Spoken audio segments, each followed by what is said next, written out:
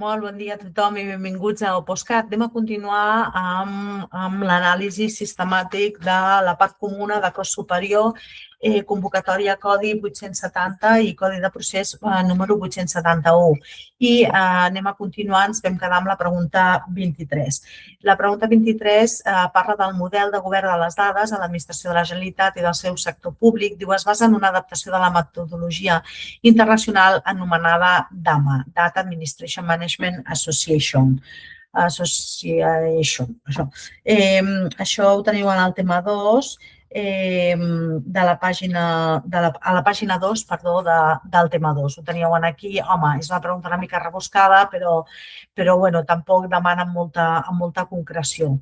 La pregunta 24 diu, el portal de la transparència ha d'incloure, i llavors aquí ens diu, per una banda, l'organització institucional i l'estructura procedimental, la B, el registre de grups d'interès, la C, qualsevol matèria d'interès públic i les informacions demanades amb menys freqüència per via de l'exercici del dret d'accés a la informació pública, i la D, les decisions i les actuacions amb rellevància jurídica general. Era una pregunta molt... Això ho teniu al tema 3, a la pàgina 1, en concret està l'article 8 de la llei de transparència, però bueno, era anar a filar molt prim. Aquesta era la B, no? El registre de grups d'interès. La A no era perquè no és l'estructura procedimental. La C no era perquè és informacions demanades amb més freqüència en comptes de menys. I la D no era perquè és rellevància jurídica particular i no general. Vull dir que fixeu-vos que anava a un nivell la veritat, de molt massa, diria, de detall. Això és veritat. Anem a veure la pregunta 25.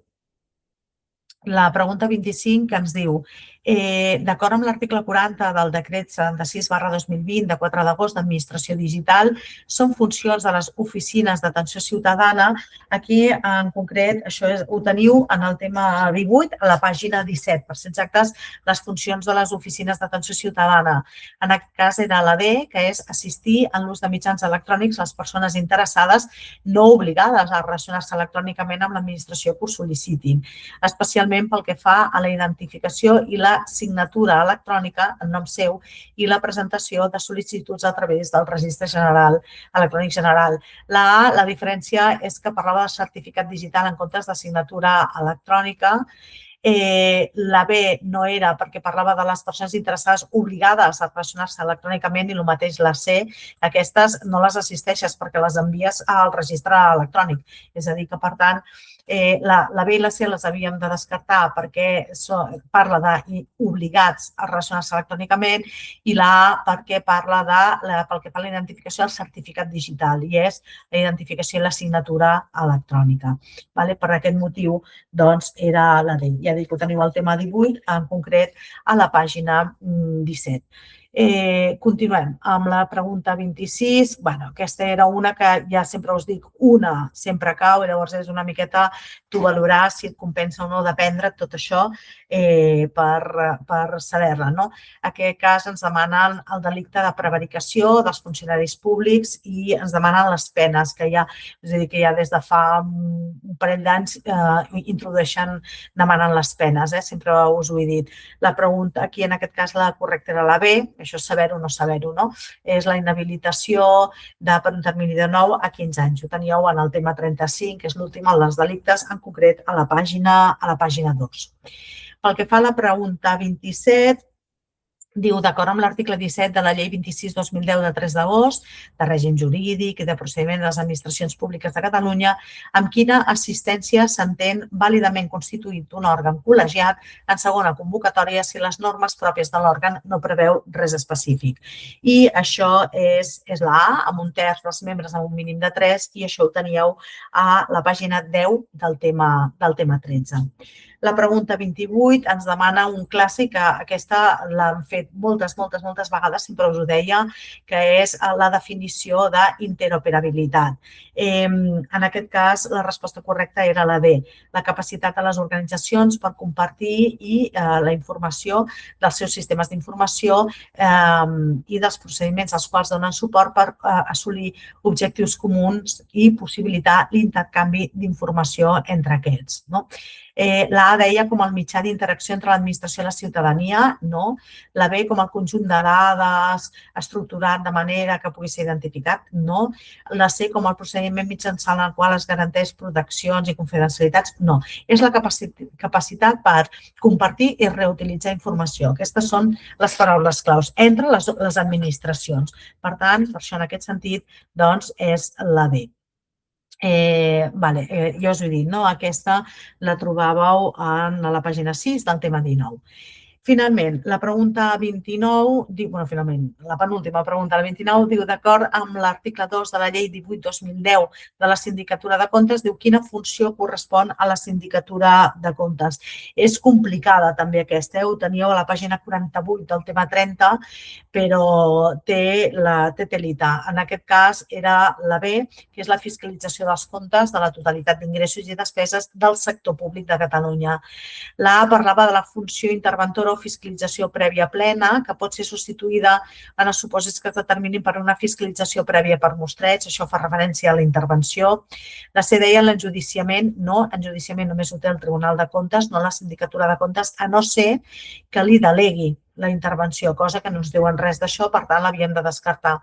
I la D parla de fiscalització externa permanent i consumptiva, això no ens hauria de sonar de res, hauríem de dir invenció total. Per tant, jo crec que més o menys es podia descartar si ves cert que... I podies dir, vale, no, ha de ser la B, però bueno, és rareta, és rareta. I finalment la 30 ens diu, d'acord amb l'article 16 de la llei 13/2005 d'incompatibilitats dels alts càrrecs al servei de la Generalitat, quin és l'òrgan administratiu competent per instruir i resoldre els expedients relatius a les declaracions d'activitats patrimonials i d'interessos dels alts càrrecs. També trobo que aquesta és anar a filar prim, no lo siguiente.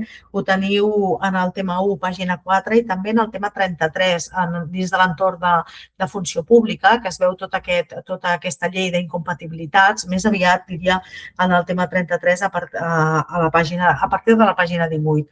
I aquesta doncs era la, no? És la Secretaria d'Administració i Funció Pública. Crec que la podies... Almenys podies descartar la B, que és el gabinet jurídic que està per la defensa i representació de la Generalitat.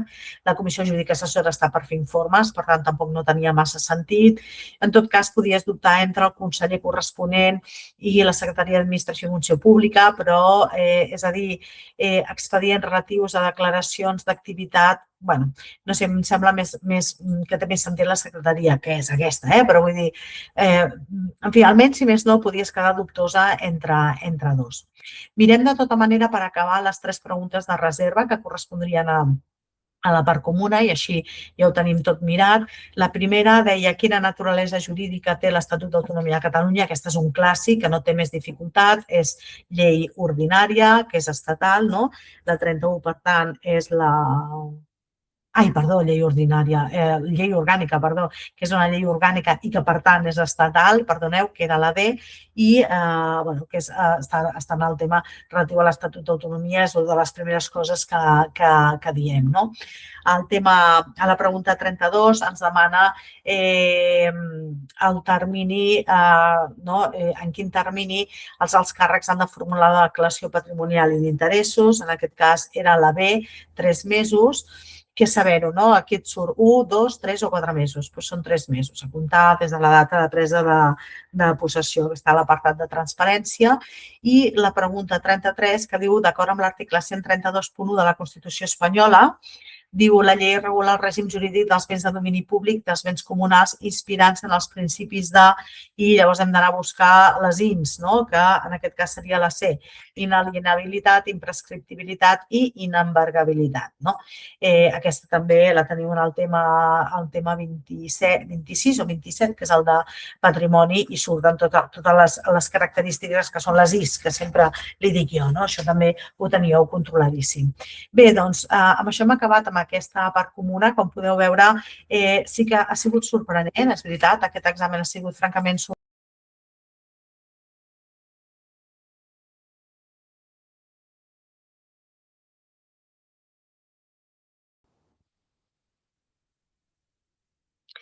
doncs, com us deia, ha sigut francament sorprenent. Hi ha hagut algunes preguntes que no eren en absolut esperables.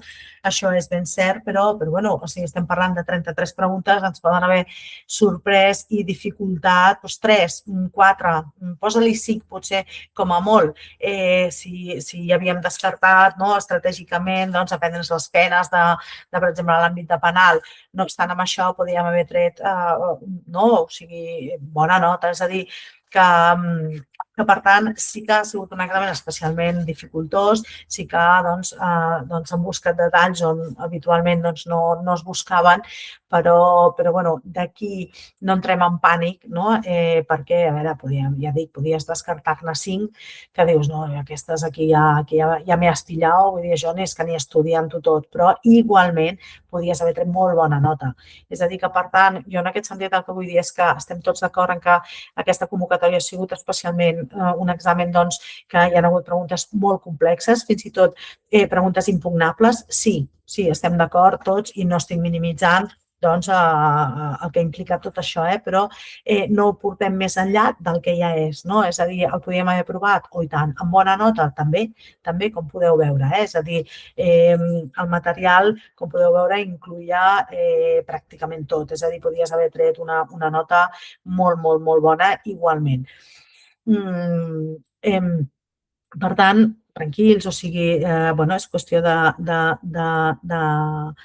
de tenir en compte que aprendre la lliçó, però que no vol dir ni molt menys, no? És que clar, així és impossible i encara que estudi, no, o sigui, és a dir, ara ja tinc una molt bona base de tot el que he estudiat per aquesta convocatòria 870, ja ha sortit l'oferta de cara al 2027, per tant es preveu que l'examen es farà abans de l'estiu segur i s'intentarà fer una miqueta abans del que s'ha fet aquest any per evitar les calors del mes de juny.